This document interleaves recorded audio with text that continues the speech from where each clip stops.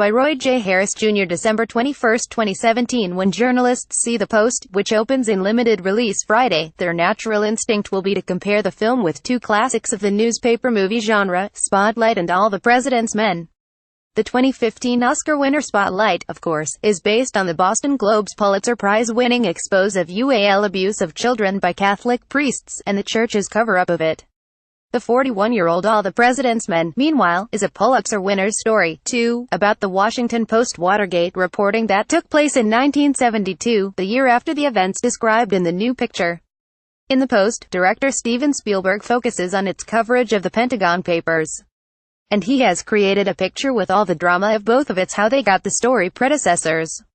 In channeling the late Post publisher Katharine Graham, Meryl Streep stuns with her portrayal of a 70s-era executive pressed into make-or-break corporate decisions in the face of the patronizing, often unsupportive all-male corporate culture around her. Preview audiences applauded several Streep scenes that seem ripped from today's headlines. There are plenty of ticking clock thrills, too.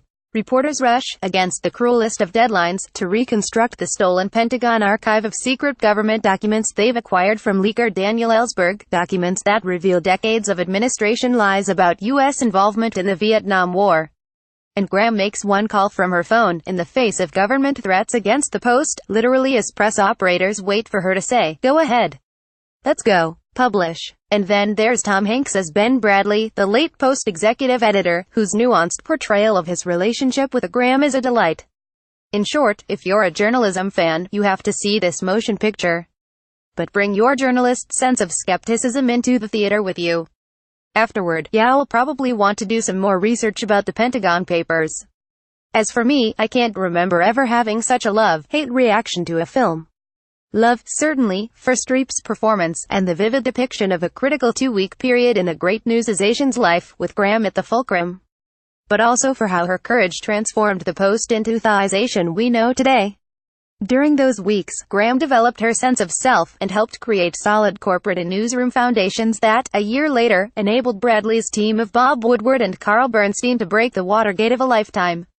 This movie means a lot at this time in history, says Len Downey, who was Anniston City editor at The Post in 1971, eventually rising to become Ben Bradlee's replacement as executive editor. First, for focusing on the positive side of the competition between the New York Times and the Washington Post. We became a national and international competitor with the Times at that point. And today they clearly are the two leading newspapers in holding this administration accountable. Downey, who served as a consultant on The Post, says in a telephone interview that he considers it the equal of those other favorite journalism films, Spotlight and All the President's Men.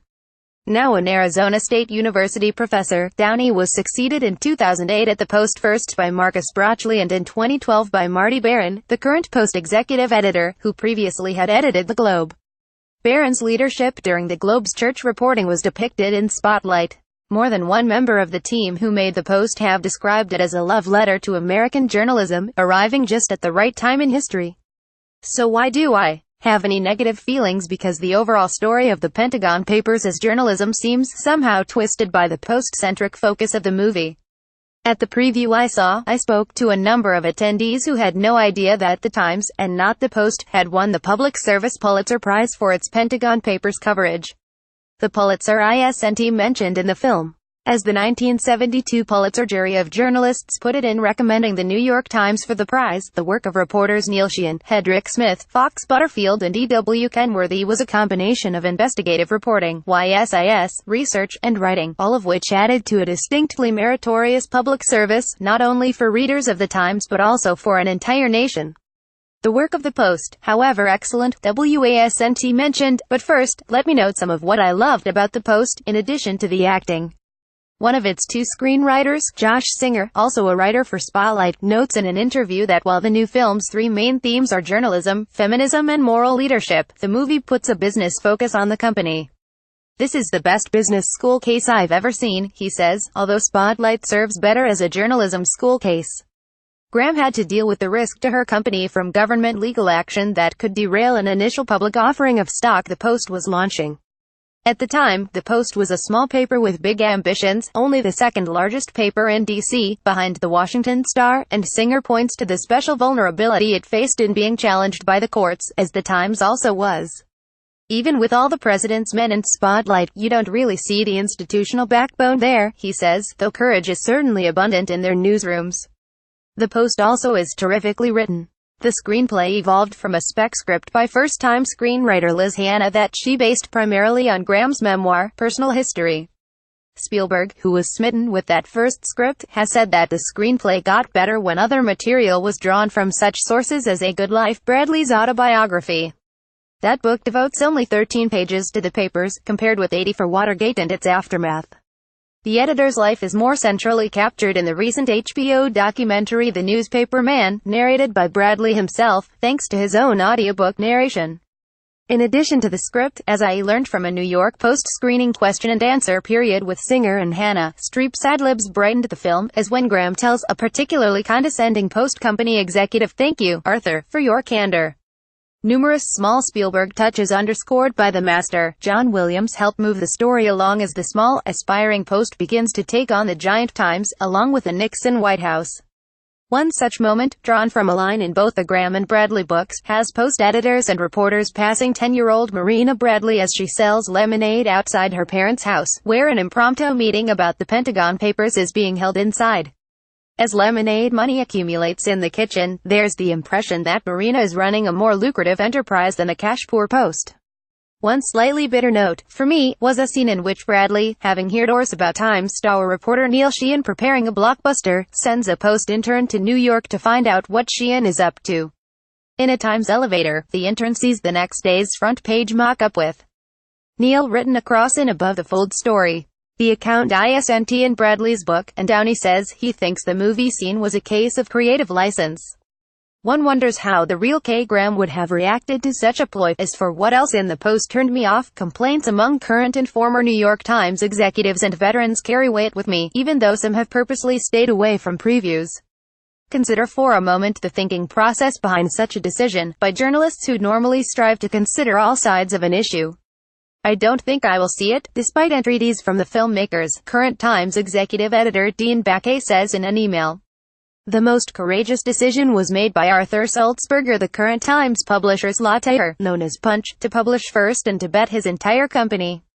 It was all he had. Graham deserves credit for much. But Arthur deserves more than the walk-on he gets. And it pains me that a generation won't ever know the story of a publisher who bet his entire company on the most important journalism decision of an era. Baquet says he thinks the filmmakers were looking for a star turn for Meryl Streep. And Bradley is such a why character. I think drama and commerce trumps history in Hollywood. A more visceral reaction comes from retired Times reporter Fox Butterfield, the junior member, with Sheehan, of the four-person reporting team that worked in secret for 3 months on the 1971 Pentagon Papers story, shaking the nation and angering the Nixon White House. The Post's was a second-day story, says Butterfield in a telephone interview. The Times alone won the Pulitzer Prize for the real story, and should be the centerpiece of any movie about the papers. I have no interest in seeing it. I was trained as a historian, and this is terrible history. The 81-year-old Sheehan is in ill health, hasn't seen the film, and isn't able to comment, says his wife, Susan, a journalist and author, in email exchanges. She notes, though, that 2 of their daughters, and 1 grandchild, 10-year-old Nicholas Sheehan Bruno, did attend the premiere last Friday at Washington's Newseum. Their daughters enjoyed the film, despite their profound knowledge of its historical inaccuracy. As for Nicholas, he liked the film with its many references to Neil, and got a good laugh from Streep when he told the actress, "My grandfather says it's an honor to be called an SOB by Richard Nixon." Ben Bradley Jr., who was the Boston Globe's project editor for the Catholic Church Stories, and was portrayed in Spotlight, hadn't seen the Post as of last week, although he's particularly interested in seeing Tom Hanks play Hischer. But, says Bradley in an email, I will say that I'm very sympathetic to the Times folks upset. I mean, they broke the Pentagon Papers story, but the Post gets the movie. It would be a little like giving all the president's men to the Times. Why did the Post, rather than the Pulitzer-winning Times, become the focus of a movie? I'm guessing Spielberg thought that telling the tale of Katharine Graham's professional coming-of-age, with Ben Sr. as her wingman, was a more compelling way to tell the Pentagon Papers story, he says. But in doing so, it does feel like the Times goaded. He adds, as for the Post versus Spotlight, the former takes place almost entirely at the publishing and editing level, whereas Spotlight is primarily a reporter's procedural about how a team of reporters did a big story and held a hallowed institution to account. It's hard to beat that, I think, because in my mind it's always the reporters who deserve the credit. Singer, who describes himself as a dramatist, not a historian, says he's not sure that a movie about Times reporters working behind closed doors would be as thrilling for audiences as the Post's story, featuring Graham and the senior Bradley.